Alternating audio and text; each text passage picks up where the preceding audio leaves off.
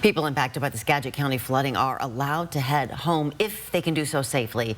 The city of Burlington has partially lifted evacuation orders, but you can see from this drone video, many areas are still underwater this morning.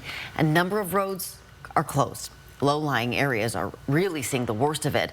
Some families had to paddle through the flooded streets on kayaks, and others used them to rescue animals trapped in the water. It's heartbreaking. Material stuff comes and goes, and everything else will be God's will. The Skagit River crested at record highs last week, flooding streets and neighborhoods across the valley. People are being asked to use caution because of more rain expected in the coming days.